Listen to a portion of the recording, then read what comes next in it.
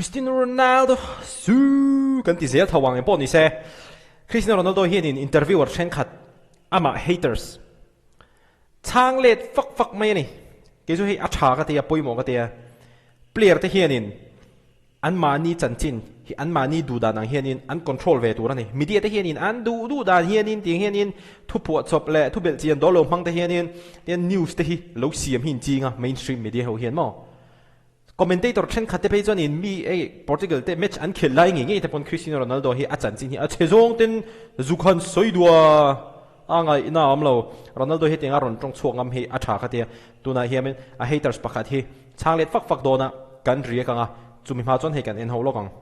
zirlai tele na thokta ta na thulom om deu nei hostel tharlom nan Joy Girls hostel zone room tina cheng zanga check discount pemeka hostel admission team masaber zone cheng sang thum lekin thama saber atan room alwa theidon bok ani mania room in bol theida tur chauka zaw nuam takte in sunga tur washing machine te bathroom te om veka room azaw tha a theng thon nuama privacy a tha a zirlai le na thokta tan ngai ven chi tak ani Joy Girls hostel hi college veng le republic in rin na motor sil na chak veng hluya a oma seat atam lo awangin hostel mamo chuan a hnuai phone number kan tar lana hian in lo be theu do ni o le Joy Girls hostel o kha in lo be theu do ni ole tuna chunin Cristiano Ronaldo na haters chan le dan can give good clap back let's go. Tem sido assim desde que entrei na seleção com 18 anos. Sempre foi assim, não vai mudar. Eu estou sempre de corpo e alma para ajudar a seleção a alcançar os seus objetivos. Pai ma khap mai ha kum som pariat kan ni atang hian tuna in sual ngai reng hian in na sual ni ti ni oh reporter atong khum mak mangal me ni pa ka te khap mai kai chu achan chu mina hey boundary hi in set ve turani mitin hian mo he mi boundary mani na self respect kan nei na boundary hi mi na hetenga kan ngai dan pi laman ron cross hi chuan lo ti let ve ngam sakha kha ke mani le ke mani po kanin za ti na ania self respect ti na ania mo kha poi mo khop mai ni Ronaldo poi self respect anei tha ka te a hlut na te po hi ma le ma hi a value hi in fria ka te kum som pret ani atang hian Ronaldo ngai to ta wala Manchester a khel lai Real Madrid a khel lai Juventus a khel lai tona Al Nassr a khel lai en khoi huna po hian in khel se ama heng tiklai po hian in an soi chhedeu ngar me ni mainstream reporter neutral de om tura kan ngai te po hian mo Jogando ou não jogando, terei sempre um papel importante nesta seleção. Terminarei, como disse há uns anos atrás, quando eu quiser, não quando vocês quiserem. Poi mà khắp mày khá thil kha game các khele mo các khele mo các team tan hi chonin role poi mo tak play zel do na chonin ka career hi chu man kuma ka soi to ang khan nang ma ni na in du hun ni lawa ke ma na ka du huna hianin ka career hi chu ka ti to panga ti ani arahan men a melian enula anui lo re reng a pe serious lutuk hetianga ma ni le ma ni ta na han speak up ve te hi heng te hi har sa de umai ania amaro chu Ronaldo zama bon na tok te hi jan Acho que é uma perdida de tempo vocês sempre fazerem a mesma pergunta, é o último. Bom, em 23 anos que você I think it's a waste of time in huni in choral mai mai ni khatiang zo dai min zo hian chu wang zo min zo du su a tha khop mai a mentality hi nia hi apoi mo khatia mo a mentality hi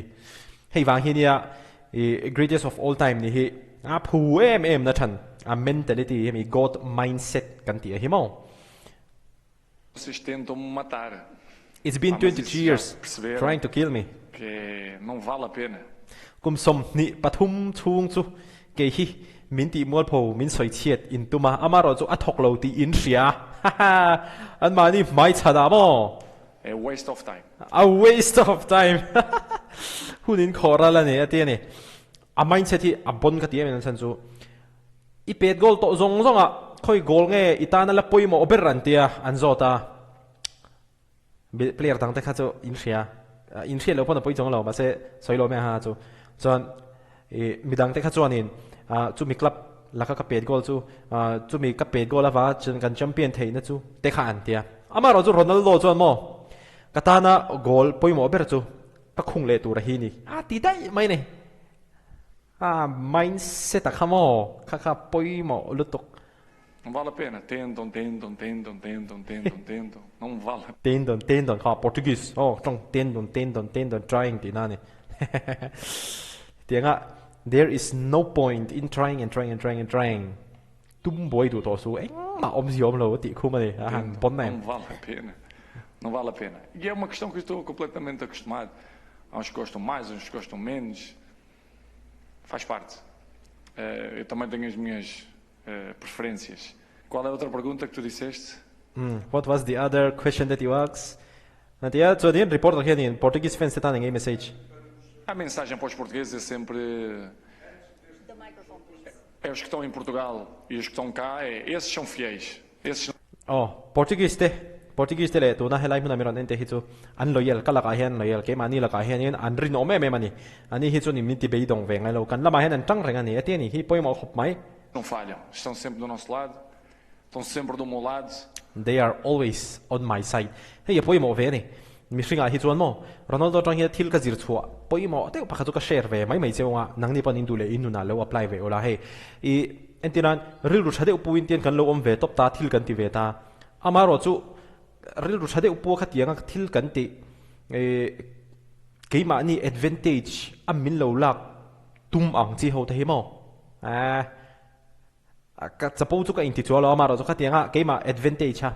min lo lak tum ang chi sem sem chu kan nu na tang hian ka cut off mak hei chu self respect ka ti top mai ni ke ba pan nuam ka ti jok a hun lai kha chuanin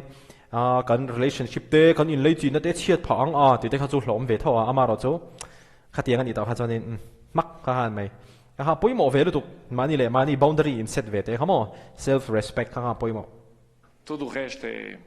garbage. all the rest is garbage ama sai sel tu de chu bal tho anga ni Não conta para nada. ya ta Não la falta nada na vida. Deus foi muito generoso comigo e deu-me tudo aquilo que nunca esperei ganhar. Principalmente na seleção. ta hian poimo khop mai I national team te nen hian in chak ka in be sei lo shim shim pathian in mal min som na sa engkim min pe Portugal te pe hi chu champion pui the hi ka in ring ngai lo shim shim aron ti top mai ni Ronaldo hian mo E a nível pessoal, o mesmo. Por isso, é desfrutar de cada momento. Eu não vou ser mais cristiano por ganhar o Mundial ou vou ser menos cristiano se não ganhar o Mundial. Obviamente que todos estamos aqui com esperança, e eu principalmente, todas as competições que eu entro para tentar ganhar. Mas sabemos que vai ser só um que vai ganhar, não pode haver nem dois nem três. Por isso é desfrutar, não pensar no dia da manhã, desfrutar dia a dia. Foi isso que é algo que eu aprendi. poimo khop mai competition ka tela pi he chonin chak chu ka tum thri ni amara chu competition a he chonin mi pathum man chak thelo mi pakhat chian chak theya chu wang chonin kha tianga thil ve lo ngai to vai kha chonin ni tin hian tian enjoy top mai la poimo khop mai ni ama poina zir chu ka he mi himo Se uma das coisas que a idade te dá é maturidade e experiência, kan lo upata experience kan lo nga zel nuwa he tiang hi kan zir chu ka te di khop mai kum atam de nu hi chuan mo hey kum hi atam tel tela kan hna te chonin kan sincere kan le khazina te kan sincere ma son kan duwa ma se ke mani hi kan in la serious lo khata kha poimo khop mai kan hop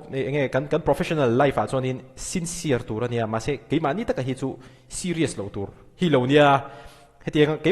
mani kan in lak serious chuanin engamani hey enge thil ho ti ril run dat ang chi te sensitive te tia mina min ngai te hi lo ol ve thina mo poimo relativizar e suavizar muitas das coisas. Estarei feliz, sabes? Eu não puedo poner presión a mí mismo, llegar al final de mi carrera y saber tienes que ganar, tienes la obligación de ganar. No.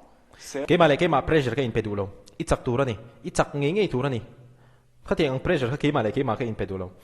no whatever God wants will happen patina tentir tura adu tu aron thleng mai anga ti vel dai mai Sabes? Es disfrutar cada día, disfrutar cada partido, disfrutar numa gran competición como es el Mundial. Ni tin hian nim taka om tur match tin po enjoy tur World Cup po hi enjoy tur competition sang le ma se enjoy tur Y creo, aparte de algunas opiniones diferentes de vosotros, que no estoy así tan mal. Ya he hecho 3 goles, a otros que hicieron más porque están muy bien. Pero yo no estoy... Ronaldo Ronso himo and I believe apart from some differing opinions you guys might have nang ni chot ngai dan dang in nei thei ma se ke ma ngai dan a chuanin khel thavel tu ka ni goal thum ka khung to a ke aya goal khung nem te pon om kha ke ai nang khel tha ni mai in ngai yang le in soyang em khanin nang khel chia ka intishan lawati Ronaldo chuan mo Mal. Ya ha hecho 3 goles. A otros que hicieron más porque están muy bien. Pero yo no estoy mal, creo. Hay que seguir. A ver si gano mañana y marco un golito. Es disfrutar al máximo posible, que sea el último mundial, que va a ser mi último mundial, y disfrutar. thấy to pas chwa ni mina po khan thấy to pas chwa ati ni zana po thấy to pas chwa chuma jan Día a día. Ojalá, que no sea mañana mi último partido. Ojalá. Así no se- nak tu nak tu khi no ni mina interview khan ita nak tu khi ka world cup match nung ber ani lo ka base khá tiếng anh khá cho nên nắng mà ni po hiền in min soi sel ri thei de udo na ati ni ngal chave khop mai ama po hi reporter ho la ka po hi zoom du to bi vak lo ni khi tiếng ngai yom de wa zo na zo ching hoi zo bang zu apoi mo ka ti khi tiếng hi zo mo we should stand up for ourselves mina za lo de ka tiếng min ron chung tla kha cho nên ngan ma ni le ma la defend ve mak mai to poi mo to til tam tak ji chu tu kan nei mi god mindset te kamo poi mai me ni mi ka riek chak lu to ka share chak bok chewa cái ngày đàn tiếp theo còn soi chạc về chú vào cho nên hắn riêng rồi này video này một lại chụp đó này